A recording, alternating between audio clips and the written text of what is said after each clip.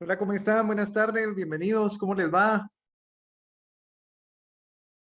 Vamos a dar ahí unos minutitos mientras se conectan algunos más y si no, empezamos. Muy bien, Saluditos. saludos.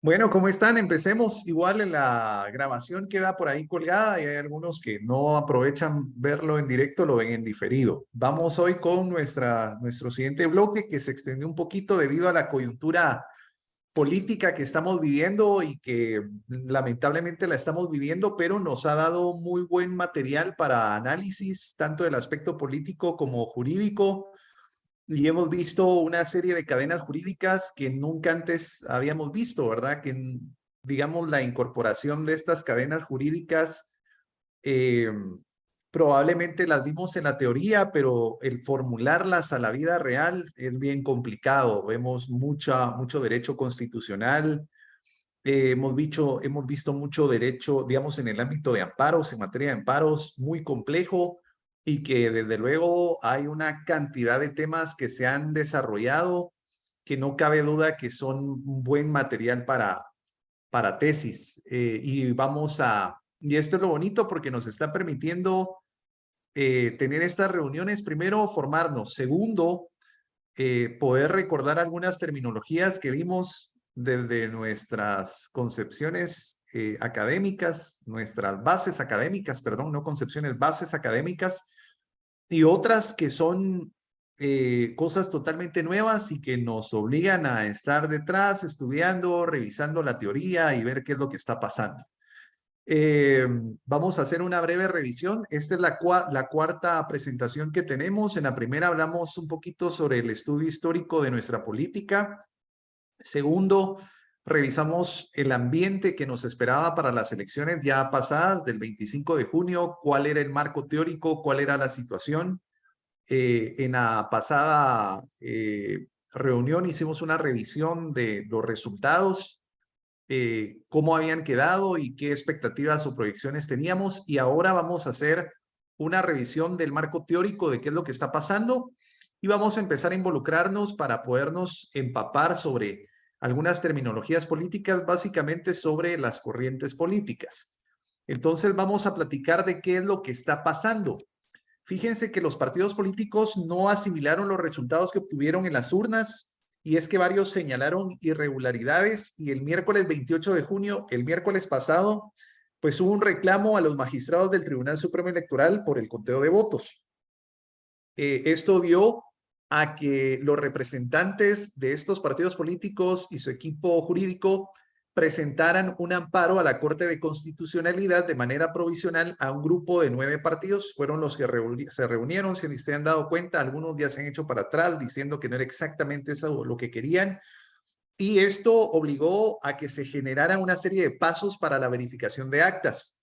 Con esta resolución, las distintas juntas electorales del país tienen que repetir la audiencia de revisión de escrutinios en donde podrían presentarse impugnaciones en actas que a criterio de los partidos políticos no están del todo claro. Lo hemos visto.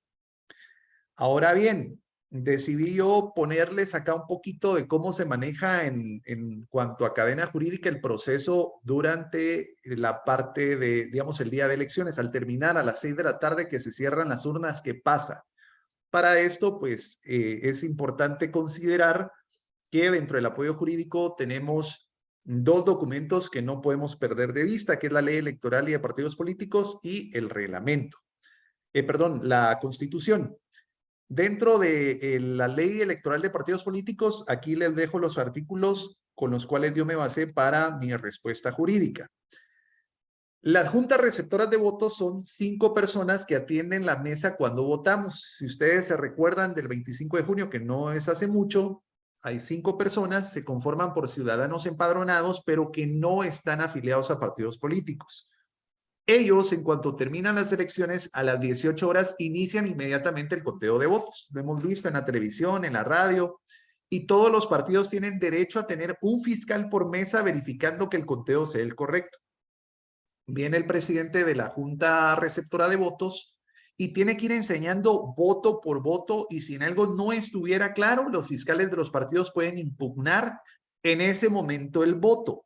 Pero al final de cuentas la decisión la tiene la Junta Receptora de Votos. Si el fiscal continúa sin estar de acuerdo, pueden continuar con la impugnación y en el acta deben dejar indicado que hubo una impugnación, una serie de impugnaciones. Al igual, se tiene un documento describiendo la impugnación. Esta hoja no hay que perderla. Al terminar, se llena un acta con los totales de votos por partido político, la cual firman tanto los miembros de la Junta Receptora de Votos como cada fiscal que estuvo ahí, representando al partido político por el cual llegó. Y estas actas son las que han estado publicando varias personas en sus redes sociales. De hecho, acá pongo yo el ejemplo. Todo esto ha sido en el mismo día, luego de las elecciones. Luego se llevan dentro del mismo centro las actas con un digitador del Tribunal Supremo Electoral. Este año hubo una particularidad, habían 2 tipos de digitadores, uno del Tribunal Supremo Electoral y otro del Distrito Guatemala, previendo que se cayera el sistema. Pues resulta que no se cayó el sistema del Tribunal Supremo Electoral, el que todos pensamos que se iba a caer, sino el de el Distrito Guatemala. Aquí están las actas que ustedes han visto ahí en las redes sociales. Y pasó, aquí está, se cayó el sistema, pero no el del Tribunal Supremo Electoral, sino el de la Junta Electoral Departamental, es decir, el del soporte por si el principal se caía. Haciendo énfasis, el principal no se cayó. Adicional, algunas de las juntas receptoras de votos, si a lo mejor se equivocaban y su acta no cuadraba en la suma, como se dicen en redes sociales que pasó, el sistema le bloqueaba al digitador y no le permitía enviar, que era la forma de cotejar o concatenar, por lo que se regresaba el acta a la junta receptora de votos y tenían que ver en qué número habían fallado o hacer algún número más legible. Repito, por esto hay actas testadas corrigiendo el error. Adicionalmente, en cuanto terminaron todas las mesas sus conteos, el coordinador tenía que ir a un lugar a presentar una copia de cada acta de su centro, la cual se contrastó con la que el digitador del centro subió. Así terminó el proceso de conteo. Esto era una doble verificación. Se supone que en este proceso ya no tendría ningún acta que tener algún error, porque si había un acta con error a la hora de cotejarla con la información presentada, no se podía publicar, no se podía transmitir. La ley electoral y de partidos políticos establece luego un plazo de 5 días para que audiencias revisen las impugnaciones, así como la información digitalizada. Estas audiencias, conforme a la ley, tuvieron que haber terminado el viernes 30 de junio. Entonces, los partidos, esto es bien importante, los partidos políticos tuvieron su momento para indicar su desacuerdo. Primero, ahí mismo en las juntas receptoras de votos, cuando estaban contando los votos. Segundo, en las audiencias pudieron pedir revisión si no estaban de acuerdo. Y si no aprovecharon estas 2 herramientas, perdón, pero mala suerte, su problema. Porque no podemos crear de la nada nuevas reglas del juego solamente porque no están algunos conformes con el resultado. Primero, porque es peligroso. ¿Por qué es peligroso? Volver a contar todos los votos. Humanamente es difícil, no es imposible, pero imagínense ustedes la cantidad de logísticas. Hay muchas personas que se vinieron preparando, que responsablemente se presentaron a sus puestos en las juntas receptoras de votos, un día domingo, que dedicaron muchos días previos y ese día domingo dejaron familia, dejaron empleo, dejaron empresa, dejaron vida para estar ahí responsablemente y volverlos a regresar. Entonces, ¿qué hizo la CC? Pidió que se volvieran a hacer audiencias. ¿Con qué objeto? Esto es sencillamente para alargar el proceso para conocer los resultados. Y aquí nos vamos a topar con un abismo jurídico constitucional. Ahí van a ver ustedes. Primero, como ciudadanos tenemos el derecho a conocer pronto los resultados certeros. Por eso es que la ley electoral y de partidos políticos, sopesando lo peligroso que puede ser no tener resultados, dijo como máximo 5 días. Ya pasaron. O sea, estamos a 10 días de que esto haya pasado. En caso hubiera anomalías, la Corte Constitucional permite que se vuelvan a contar los votos. Por algo es que se cuentan los votos inmediatamente a las 18 horas el día de las elecciones para evitar toda esta red que estamos viviendo hoy en día. Porque para empezar, no hay nada que nos garantice que las papeletas no se hayan cambiado desde ese día para hoy. La pregunta es, está bien, ¿quiénes van a hacer la revisión? Por algo, la ley de partidos políticos establece que las juntas receptoras de votos tienen que ser conformadas por ciudadanos no afiliados a partidos políticos que cuenten los votos. Y las personas que han estado detrás y quieren contar los votos son personas que pertenecen a partidos políticos. Yo no he visto ningún ciudadano, como usted y como yo, afuera del Parque de la Industria exigiendo que nos permitan entrar para contar los votos, porque estoy seguro que si llegamos no nos van a dejar entrar. Ahora analicemos la cadena jurídica. En este momento, hasta el día de hoy, no se ha terminado el proceso de revisión de las impugnadas. Se decía ayer que un partido político bien chiquito, cuya vida dentro del sistema electoral político en Guatemala está prácticamente en su fase última, decidió cometer una ilegalidad abriendo una de las cajas que no tenía por qué abrir. Obviamente, ustedes saben que esto tiene repercusiones legales. Lo más probable es que vayan a amonestar al partido político y el partido político desaparezca.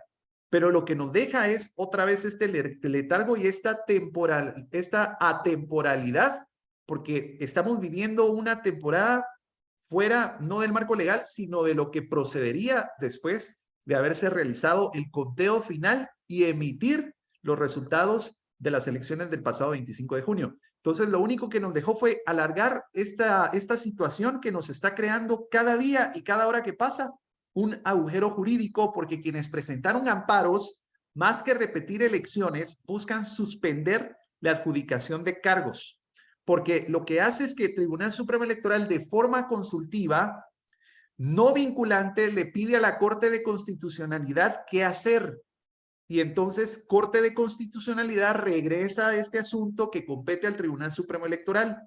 Y entonces, entre ese ir y venir, lo más probable es que mientras se generen las sentencias, quienes están en el cargo se queden de forma prolongada o indefinida a partir de hoy hasta que se logre realizar esa sentencia. Pues ya tuvimos ahí, ellos ya habían hecho una especie, y me da mucha pena, ¿verdad? Pero es claro lo que estamos viendo ahí. Pues ya habían hecho como una práctica previa, por ejemplo, en el caso de los magistrados. Siguen, ¿cuánto? 3 años sin poder definir quiénes son los magistrados y la adjudicación de cargos a través de ese proceso democrático y honorable. Ahora bien, la democracia en este momento inevitablemente está siendo fuertemente agredida porque carece del respeto a los procesos institucionales y legales, así como el cumplimiento de los principios democráticos y el Estado de Derecho, que está siendo fuertemente vulnerado. Y no nos queda nada más, porque quienes deberían de velar porque el Estado de Derecho fuera cumplido y fueran muy bien normados los principios democráticos, están cayendo en este juego de desuso. Entonces no nos queda nada más como población solicitar a la comunidad internacional y a las unidades más fuertes de nuestro país intervenir para mediar en la situación y buscar de inmediato una solución pacífica, porque esto puede obviamente debilitar nuestro Estado de Derecho. La democracia está fuertemente agredida y esto podría servir para el envío de más observadores que realicen negociaciones con el apoyo de la institucionalidad y el cumplimiento de las normas establecidas. Por eso es que ya se dieron cuenta que varias entidades, iglesias evangélicas, católicas y muchas entidades fuertes están diciendo, no, las elecciones la segunda vuelta tiene que llevarse a cabo en el momento que la ley lo establece, porque lo que está generando en este momento es un vacío legal muy grande que lo único que están logrando es que quienes están en este momento en los cargos tengan un tiempo más prolongado y hasta que no haya sentencia no hay una certeza jurídica de cuándo podría suceder eso. Puede ser que sea en enero, puede ser que sea en mayo, puede ser que sea en diciembre del próximo año. ¿Algún comentario o pregunta sobre el análisis de lo que está pasando o que pueda agregar o que pueda adicionar a lo que les acabo de compartir?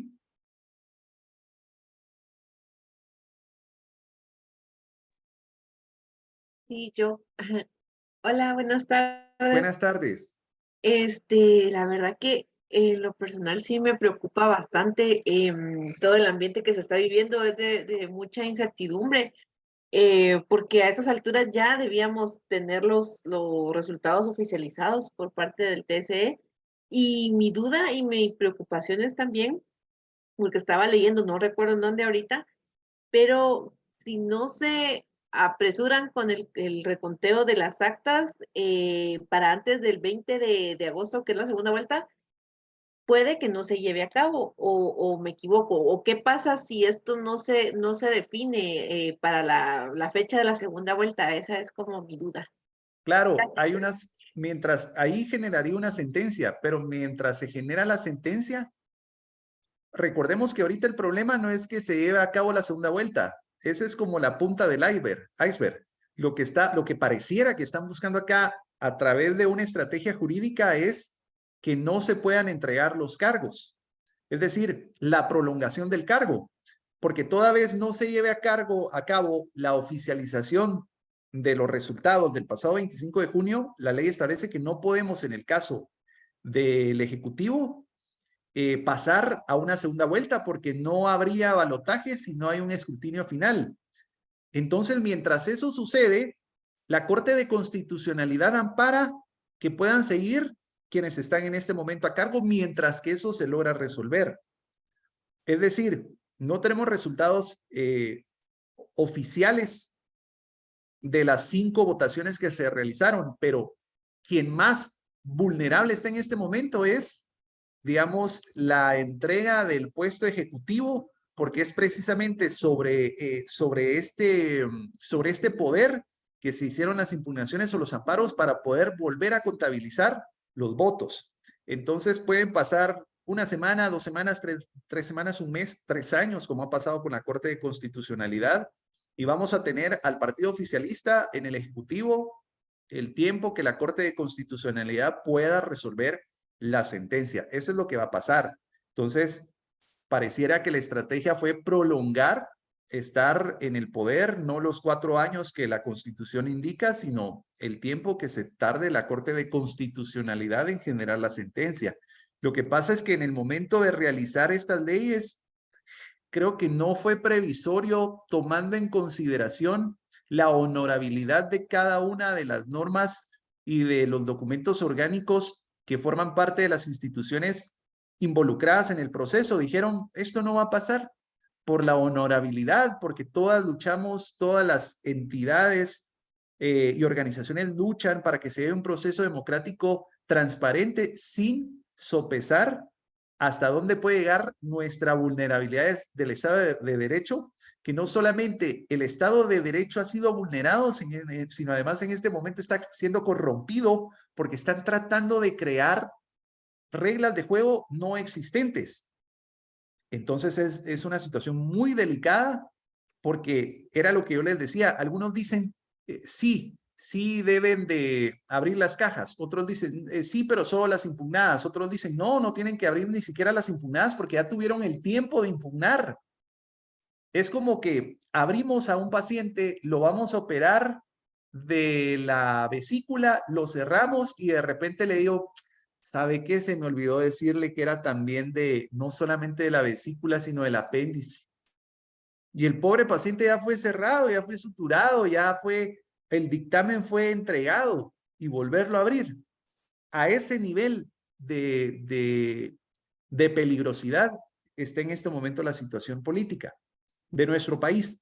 Algo que es muy preocupante es que usted y yo estamos acá reunidos. Al principio éramos 30 personas, fuimos de repente 32. Hemos visto ahí que en el grupo se salen, eso no es el problema, pero ahorita habemos 11 personas acá reunidas. Y estoy seguro que usted al terminar esto, más o menos, si había entendido cuál es la situación, cuál es la cadena jurídica de lo que está pasando, súper preocupado. Si no, hoy espero que le haya quedado claro. Pero usted y yo estamos acá, pero hay muchas personas en muchas partes, incluyendo, no le estoy hablando de la Guatemala profunda, le estoy hablando de la urbe, acá de nuestra ciudad capital, que no están enterados ni de qué está pasando, y lo único que dicen, no, que no quede tal grupo, ni tal partido, porque tal cosa, sí, que repitan las elecciones. Es decir, no sé, además de no formarnos, y yo creo que partiendo de estas reuniones, vamos a empezar a analizar muchas cosas. Pero hasta el momento yo no he visto alguna organización civil que se presente ante la Corte de Constitucionalidad demandando justo lo que María decía, necesitamos los resultados oficializados. Hay algunas entidades políticas, obviamente el partido del cual usted ya sabe y que por esta situación, por los resultados sorprendentes, creo yo, que se dio, digamos, este proceso jurídico de tinte maquiavélico, está tratando de utilizar todos los recursos legales para oficializar los datos, pero alguna organización que usted y yo y nos reunamos, levantemos ahí una demanda contra las entidades que están entorpeciendo el proceso democrático, que yo sepa, yo no he visto hasta el momento. Entonces creo que parte de lo que está sucediendo en este momento es culpa mía, es culpa suya y es culpa de toda la ciudadanía que no se ha querido involucrar en estos procesos y por esa situación está siendo tan manoseada nuestra democracia, el Estado de Derecho ha sido tan vulnerado que por la misma situación que hemos permitido cada día más, estas arenas políticas han logrado llegar hasta donde están el día de hoy. Es decir, voy a poner una analogía muy burda, pero es como en una relación. Si usted permite que le falten el respeto una vez, después va a ser dos, tres, y cada vez es más violento el asunto y el irrespeto es más grande. Y eso es lo que nos está pasando, porque lo que pensamos que no iba a suceder, hoy está pasando. Esperamos que se pueda resolver. Vemos que hay presión extranjera muy grande, vemos que hay sectores muy grandes que ya están empezando a presionar, pero hay un sector que no ha presionado y somos nosotros como ciudadanía. Yo el sábado fui a la Corte de Constitucionalidad y había muy pocas personas, de hecho todos eran, y les digo todos, no habían más de 25 o 30 personas que eran seguidores del partido político de izquierda que pasó aparentemente a balotaje, pero digamos ciudadanos en general no había. Creo que estamos resentidos democráticamente porque lo que nos están haciendo no es justo, pero no creo yo que se genere eh, ese cisma social que se dio para el 2015, porque no he visto yo, digamos, convocatorias, la convocatoria que se hizo para el día domingo frente al Tribunal Supremo Electoral, hubo participantes del partido político de izquierda, del cual pues ya le he mencionado con anterioridad, hubieron algunos grupos ahí, pero digamos ciudadanos en general no, porque además fue asueto, entonces mucha gente no supo ni siquiera lo que pasó el día sábado, cuando a puerta cerrada la Corte de Constitucionalidad dijo como a las 5:30, no, fíjense que al final de cuentas no es acá, lo vamos a mandar a la Corte Suprema de Justicia, y después, no, fíjese que como es una cuestión del Tribunal Supremo Electoral, ellos tienen que resolver. Entonces, toda esa cadena jurídica desconocida total. Vamos a hablar sobre las posiciones políticas. ¿Alguien más que tenga algún comentario o algo que nos quiera compartir sobre lo que estamos en este momento analizando, sobre la línea jurídica que acabamos de evaluar? Eva, adelante Eva, buenas noches. Hola Juanpa, buenas noches, muchísimas gracias por tu tiempo nuevamente. Pues sí, yo también ya me percaté de que somos un poquito menos.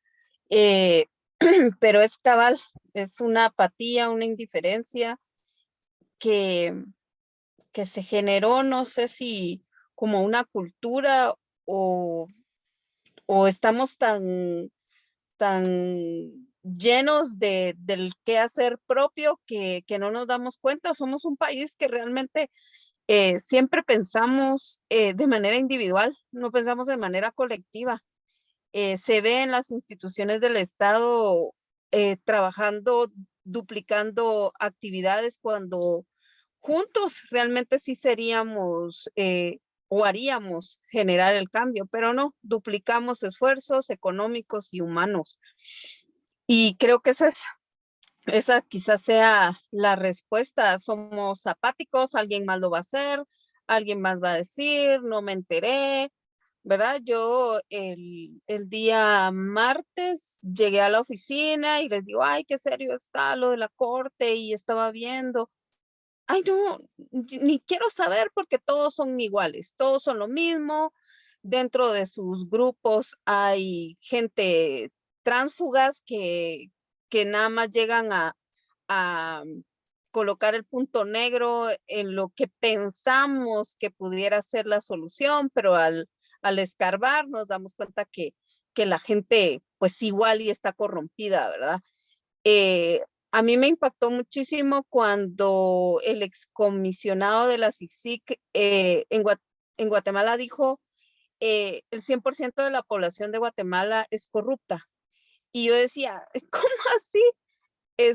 No puede decir que guatemalteco que nace trae sello de corrupción en la frente, pues, pero con el tiempo fui comprendiendo que a lo que se refería es que el sistema está tan diseñado para promover la corrupción que es más sencillo apegarse a la corrupción, dejarse llevar por algún grado de corrupción que hacer lo correcto, ¿verdad? Entonces, no era que como seres humanos estábamos corrompidos, sino que el sistema de alguna manera es como un pez que va a, guiado por la corriente, ¿no? Entonces, pero sí, créeme que estoy bastante preocupada, trato de estar informada y, según lo que tú nos comentas, de veras, pienso con las bases legales que tú nos acabas de compartir, realmente es todo lo que se está haciendo es ilegal, entonces. Esa era mi inquietud, Juanpa. ¿Es acaso que estos procedimientos que están llevando a cabo son totalmente ilegales? ¿No hay un fundamento legal para lo que están haciendo, para la revisión del escrutinio? Sí, muchas gracias. Digamos, sí hay fundamentos legales, digamos, sí podemos encontrar la argumentación legal, las cadenas jurídicas, se pueden entablar muy bien los procedimientos. Sin embargo, es importante resaltar que por eso existe una ley orgánica dentro del Tribunal Supremo Electoral, que es la guía de los procedimientos. Por eso es que surge la ley de partidos políticos dentro del proceso electoral, que también rige no solamente partidos políticos, sino a nosotros los votantes y los procedimientos. Y por eso es que están ahí perfectamente bien indicados los procedimientos y los tiempos, que por supuesto deberían de cumplirse. Y justo lo que yo les decía al principio, el momento de las impugnaciones ya se dieron, porque ahí también están contempladas en cuál es el momento y pareciera que todo indica de que los partidos políticos por nada del mundo quieren asimilar los resultados y se supone que la democracia tiene que estar fundamentada en esto, en poder confiar primero en nuestro sistema electoral, que está siempre propiciando la democracia dentro del proceso y por esta razón saber que el propiciar la democracia del proceso es apegarme a lo que en este caso la ley orgánica ha determinado en procedimientos y tiempo. Lo que hago es, no me gusta lo que está haciendo el Tribunal Supremo Electoral, me voy a una instancia más alta. Y la instancia más alta, obviamente, ha dicho, no, esto no compete con nosotros, pero podría tener competencia en este sector. Creo que volvemos a caer y no solamente en este proceso electoral, sino en procesos penales y civiles se ha manoseado y abusado de una terminología que ustedes se dan cuenta que hoy en día es mucho más común y es amparo. Revisar la ley de amparos en el artículo número 12 de la ley de amparos, incluso para los legalistas fue bien difícil el día sábado hacer el análisis. Lo que yo le estoy diciendo no me lo inventé yo. Tuve que revisar a varios juristas que han dado su dictamen porque tal vez usted dice, no, yo nunca he entendido eso, pero incluso para quienes hemos estudiado un poquito de leyes, esto es nuevo. Lo que estamos viviendo, o sea, buscar la línea jurídica de esto es bien complicado. Y como les digo, de acá salen un par de tesis porque lo que estamos viendo hoy en día nunca antes atrás se había visto, por lo menos desde 1985 para acá, no se había visto. Sobre todo por la debilidad de los sistemas involucrados, porque existen argumentaciones, pero al final de cuentas, quienes deben de deliberar no lo están haciendo conforme a los procesos. Nikki, buenas noches. Buenas noches, Juan Pablo. Interesante todo este tema. A mí me hace pensar que como buenos chapines va a pasar como cuando fue lo de Otto Pérez Molina, que ya la gente se reunió en el palacio y a sacarlo.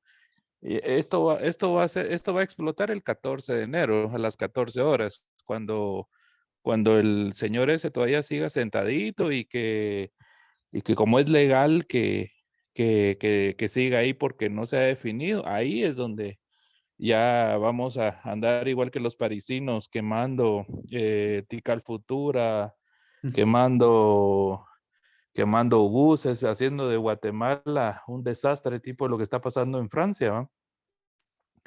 Creo que ahí es donde ya, como buenos chapines, ya última hora es que ya nos interesa porque a esa hora se supone que debe de haber uno nuevo, aunque efectivamente se lleven a cabo. Esa es la mentalidad del chapín, ¿verdad? No me intereso, no me informo y el 14 de enero miramos qué onda, pasemos la Navidad tranquilos y ya despuesito, porque se supone que o la vieja o el otro viejo se tienen que sentar, porque es lo que yo entiendo, el que quede de segunda vuelta se tiene que ir a sentar. Ah, pero como no está sentado, entonces sí, ahora sí, quememos buses, quememos el Congreso y ahí sí. Pero ahorita, por eso es que la gente anda, es lo que yo pienso, que está dormida pensando, analizando y viendo que las artimañas, porque al fin y al cabo es legal, pero es sucio, es asqueroso de la forma en que el señor este se quiere seguir sentando, que se quiere seguir ahí sentado como presidente, pero esto va a estallar ya a última hora, va a ser un caos y el único perjudicado es Guatemala.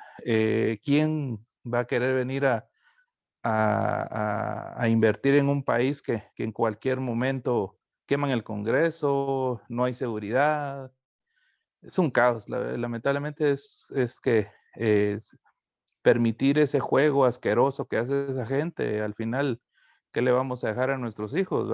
¿Qué es Guatemala para el futuro? No queda nada bueno. Es un sentimiento de frustración, de enojo, de basura esa gente, ¿va? Pero al final, por lo que sea, bien medido, ¿va? Bien jugado, porque así es como quieren perdurar en el país, ¿va? En el puesto. Muchas Gracias, Juan Pablo. gracias. Gracias. Justo lo que tú dices ahí, la democracia está siendo fuertemente agredida porque se carece del respeto a los procesos institucionales y legales. Lo que nos acabas de compartir es justo esa situación. Todo lo que acabas de decir cuando les pregunte, mire, ¿qué está pasando? La democracia está siendo fuertemente agredida porque se está careciendo del respeto al proceso institucional y legal, como el cumplimiento de los principios democráticos en los tiempos y los procedimientos establecidos para tener oficializados los resultados, porque eso lo que hace es encadenarnos a no pasar a una segunda vuelta, y el no pasar a una segunda vuelta lo único que hace es crear un vacío legal donde que el resultado es mientras se generan las sentencias bajo los amparos dictaminados durante ese tiempo y el tiempo que pueda durar, quien está a cargo continúa. Vamos con las posiciones políticas. Fíjense que el surgimiento de las posiciones políticas, que lo hablábamos en nuestra última plática política la semana pasada entre izquierda y derecha, pues surge precisamente después de la Revolución Francesa. Durante este periodo, los políticos y los ciudadanos se dividieron en dos grupos principales según sus posiciones en relación con la monarquía y la revolución.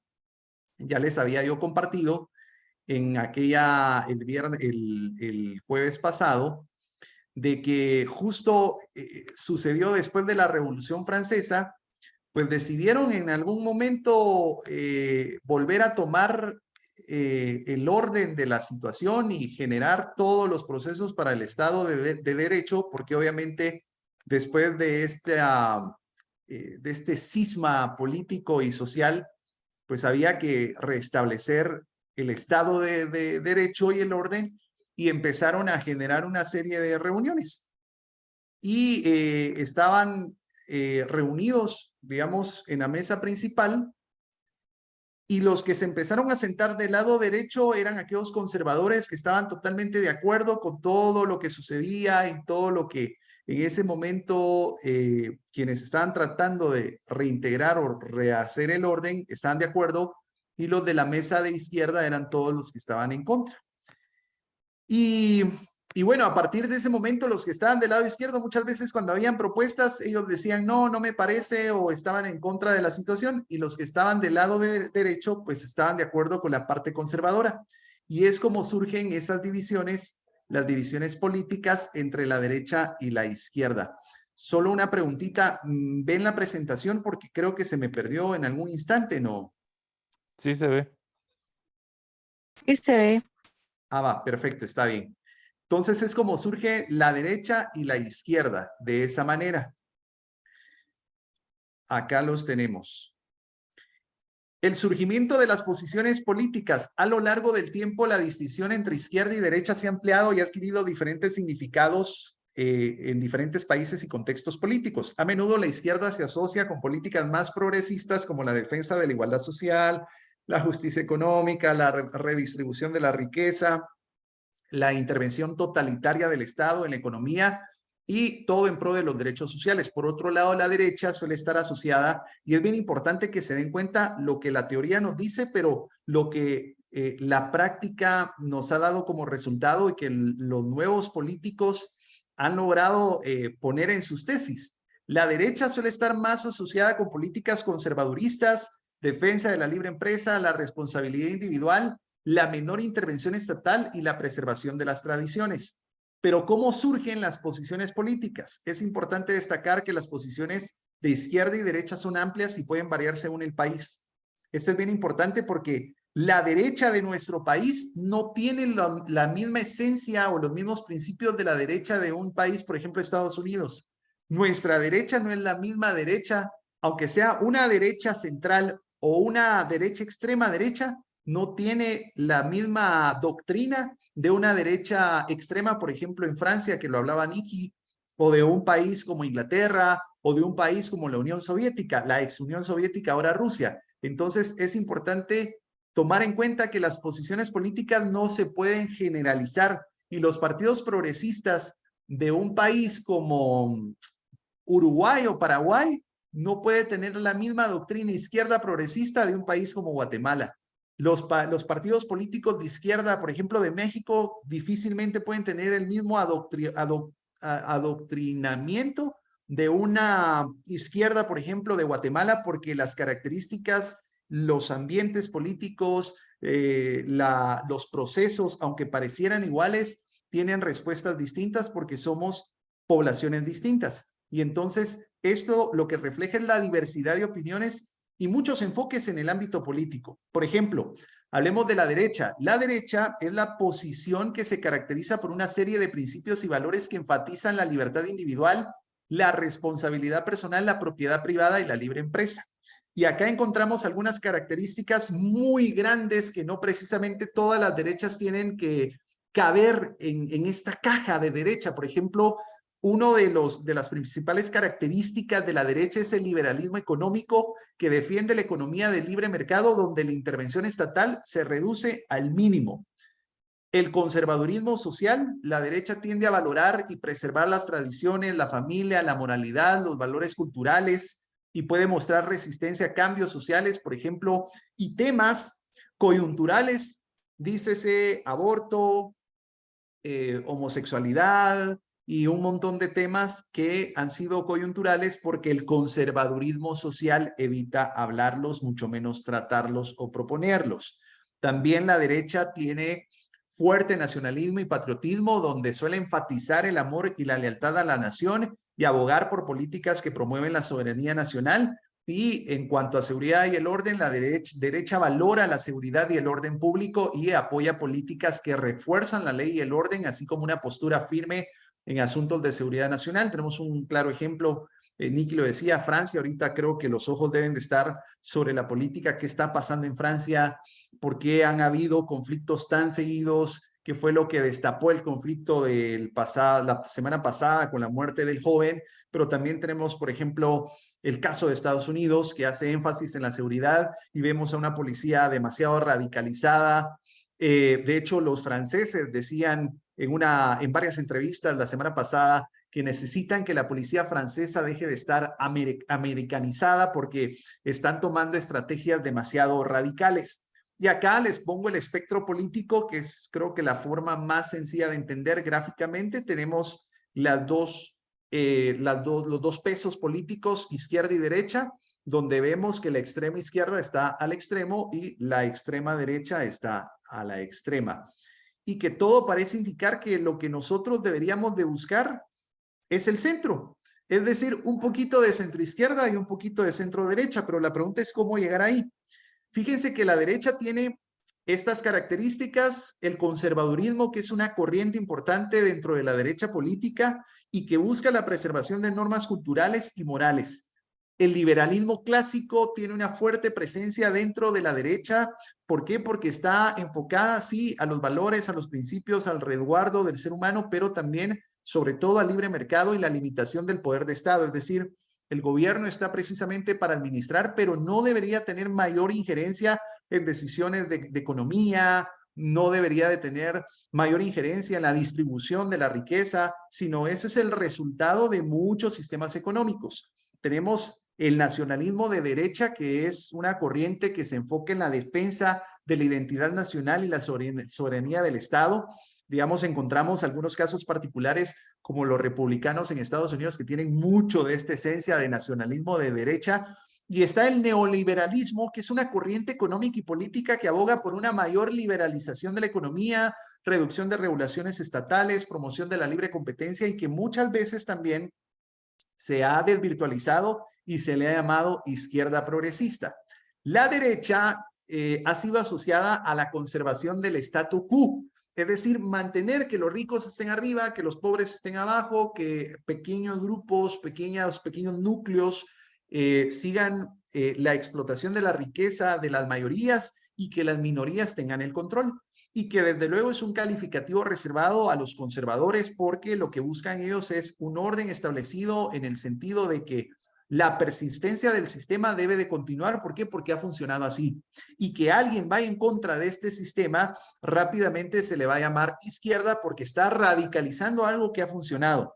Muchas de las posiciones políticas que ahora consideramos de derecha fueron de izquierda y era lo que les decía. La derecha de acá, de esta parte del mundo, no es la misma derecha, por ejemplo, de una Europa oriental. La derecha que estamos viviendo hoy en día o la izquierda que estamos viviendo hoy en día no es la misma izquierda, por ejemplo, de una Europa oriental. Es más, tenemos el clásico ejemplo de Europa, donde, por ejemplo, Marx, que fue el padre del liberalismo y la lucha contra la burguesía, llegó de esto a un totalitismo o absolutismo con el régimen, por ejemplo, comunista de la antigua Unión Soviética, y que la burguesía también en un momento fue una clase revolucionaria y luego, al tener de nuevo el poder, se volvió en una clase conservadora. El liberalismo fue considerada izquierda también, que era lo que yo les decía. Hoy en día el liberalismo, tenemos una derecha liberal que en algún momento fue considerada de izquierda.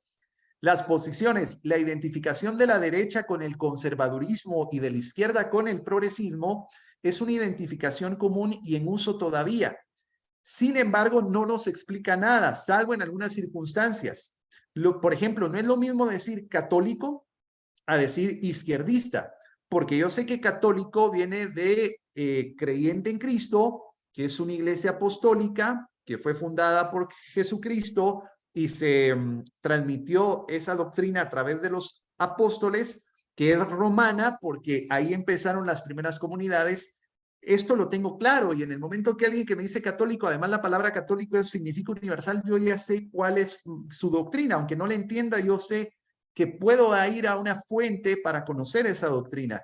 En el caso de la derecha y la izquierda no, porque puede ser que yo sea derecha, que pertenezco a un grupo de derecha y que a la hora de hacer el análisis resulta que soy neoliberal o soy izquierda media o puede ser que sea extrema izquierda. Entonces, el meter en un rango particular la política o la filosofía de un grupo de personas que buscan tratar de formarse a través de distintas metodologías y a través de distintas bases de su filosofía en particular, es difícil porque solamente podemos ver lo que están generando, las características que están buscando, pero encuadrarlas hoy en día es sumamente difícil. La identificación de la derecha con el conservadurismo y la izquierda con el progresismo es una identificación común que hoy en día es complicada encuadrar. Y acá les tengo un caso bien interesante, la famosa Revolución Blanca en 1963.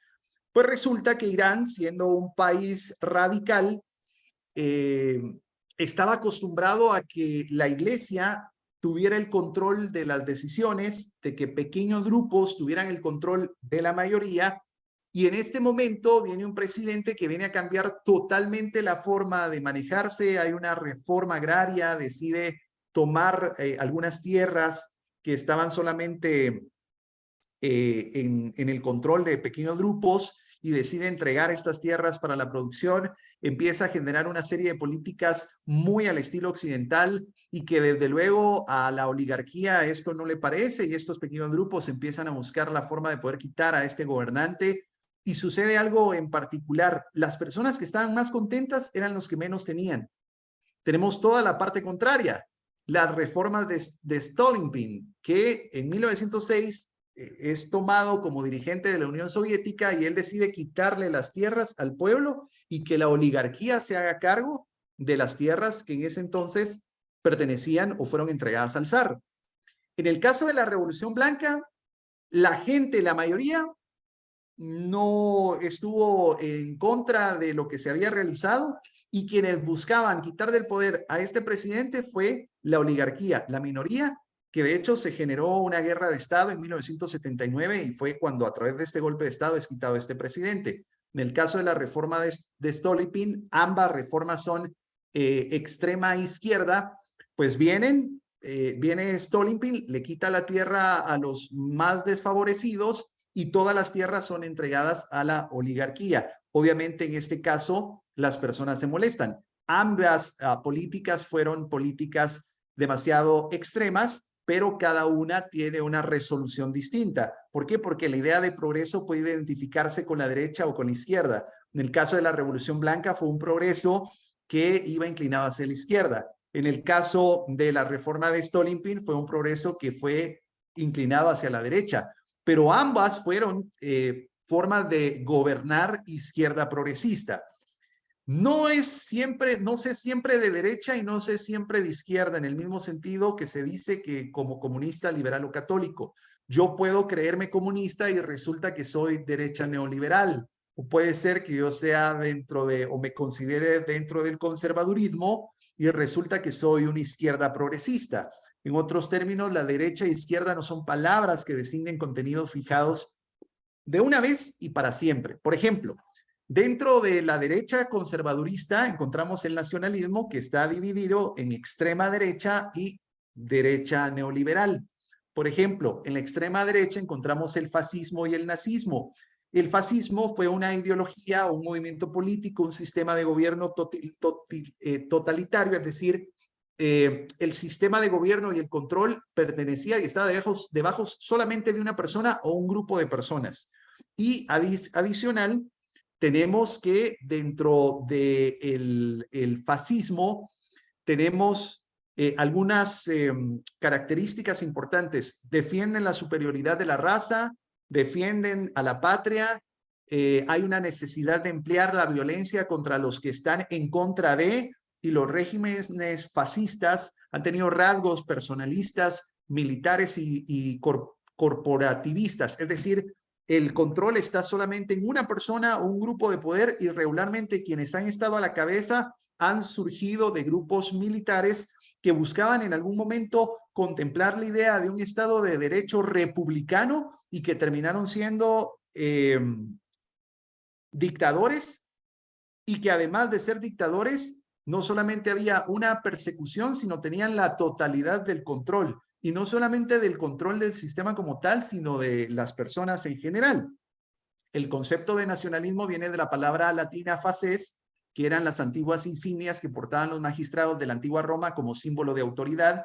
Y aunque no existe un único tipo de fascismo, en líneas generales, cuando llegan al poder, los fascistas se creen salvadores, tienen un discurso demagogo, se organizan de forma corporativa y empiezan primero a suplantar sindicatos, partidos, grupos patronales, asociaciones y finalmente la familia. Es decir, en los estados de extrema derecha, nacionalistas y en este caso sistemas fascistas, el gobierno y el líder como tal está en cada una de las decisiones y de las actividades que como ciudadanos nosotros llevamos a cabo. Porque, por supuesto, desde luego la política, tenemos algunos casos. Benito Mussolini estuvo de 1922 a 1943, entró como un partido de extrema derecha, después se convirtió en un partido de extrema ultraderecha, un partido nacionalista que además se asocia con otro partido nacionalista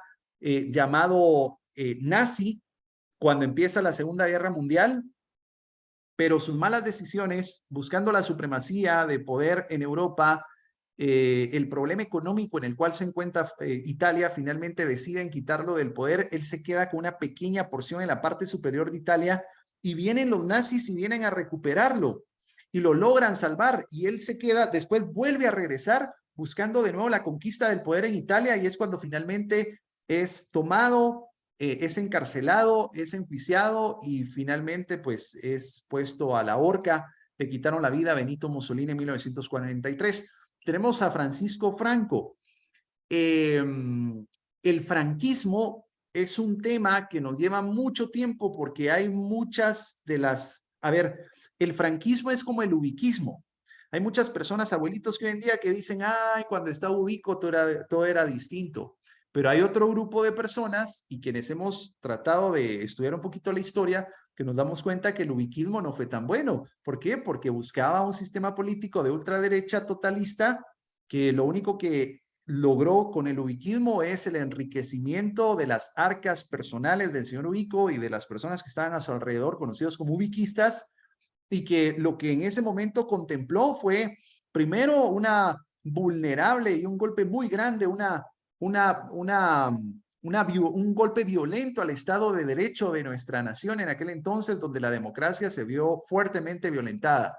Y entonces es complicado. De hecho, Franco no es quitado del poder, sino muere, ¿no? Y a partir de ese momento, hasta que muere, viene a sustituirlo alguien más y el franquismo se queda por un lado, pero en España todavía hay personas que recuerdan el franquismo. Y tenemos a Antonio de Oliveira Salazar, que es otro dictador que estuvo en Portugal. Él empezó como ministro de Economía en 1916, cuando hay un golpe de Estado a la monarquía, y en ese entonces está dentro de las arenas políticas y se vuelve a generar un golpe de Estado en Portugal en 1925-26, y a partir de ese momento él toma mayor notoriedad tomando el poder. ¿De qué manera toma el poder Antonio de Oliveira?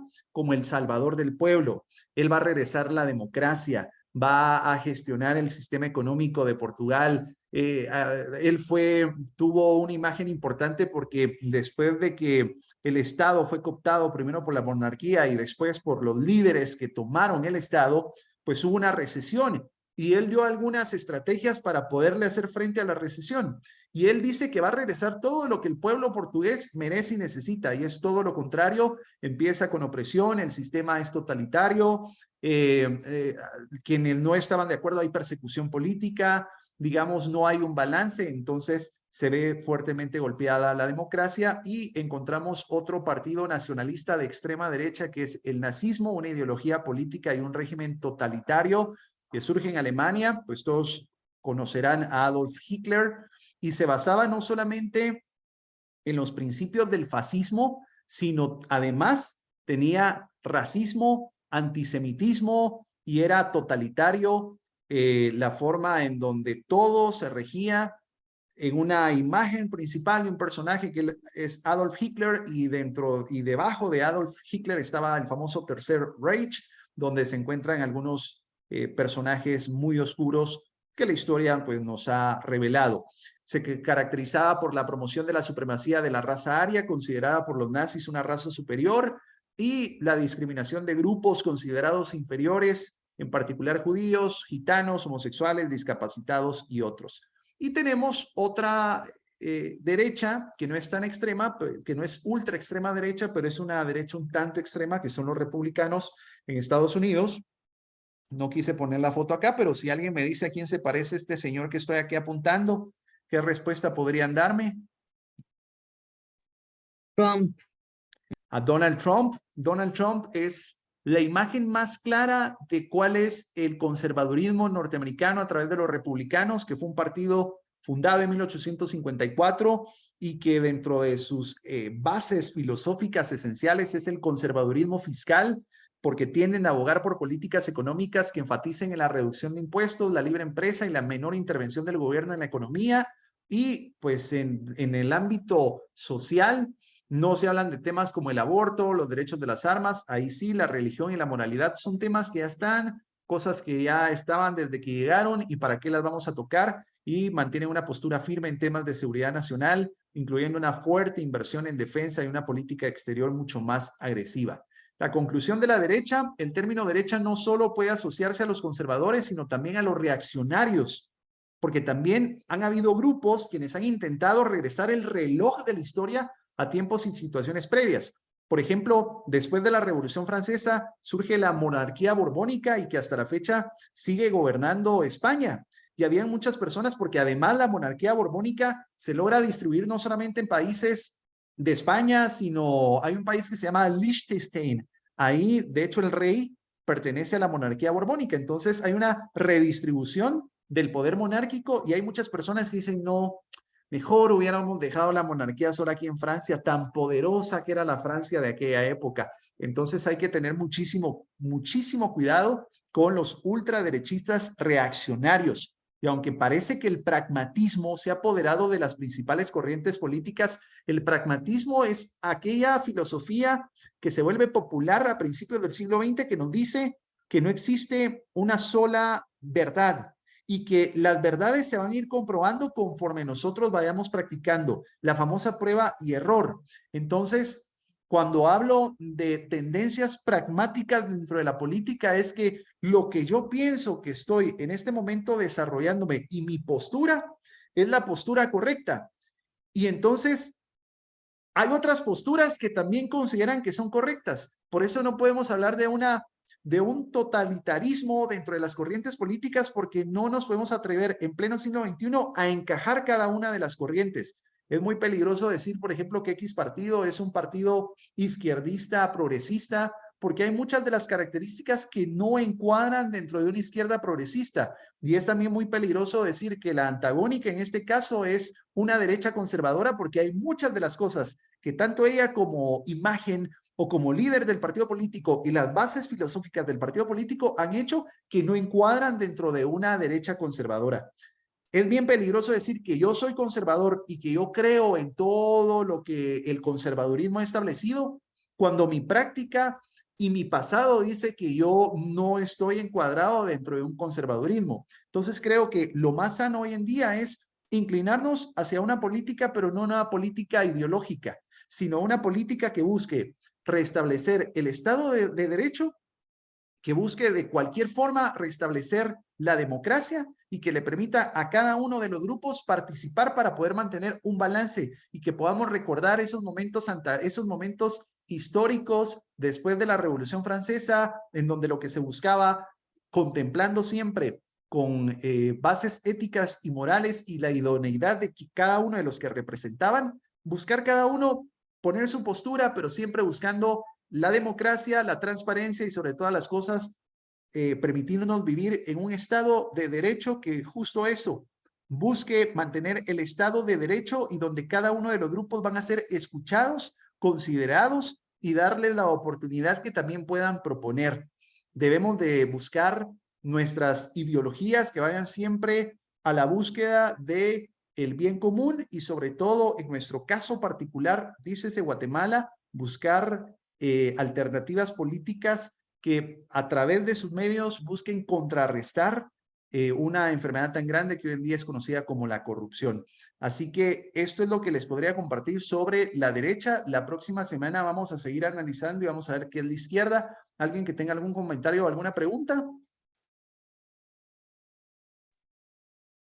Yo de nuevo, ya para despedirme, la verdad que me parece genial, maravilloso repasar qué es las ideologías políticas, porque resulta que de la primera vuelta para acá todo el mundo habla de comunismo y que comunismo y comunismo por aquí, por allá.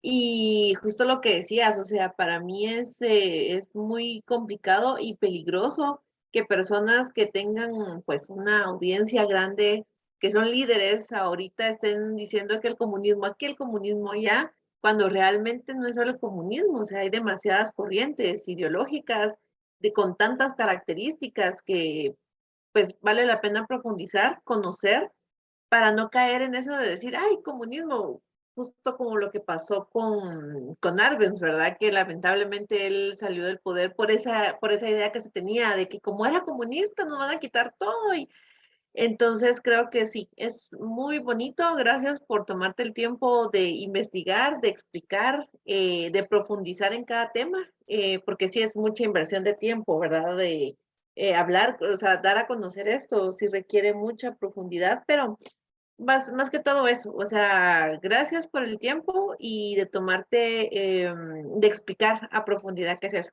Ese es mi comentario. Muchas gracias. Bueno, muchísimas gracias. Que descansen y nos vemos en la plaza el día que toque. Gracias, Lilian Díaz.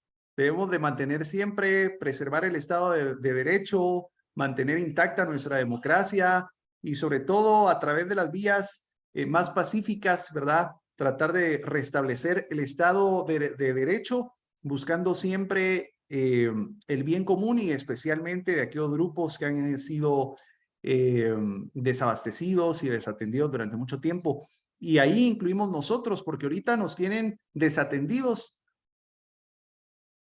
con la falta de oficialización de los resultados. Necesitamos, y estamos en nuestro pleno derecho, que se oficialicen los resultados para continuar el proceso democrático que ha estado establecido. No es necesario ponerle nuevas reglas al juego.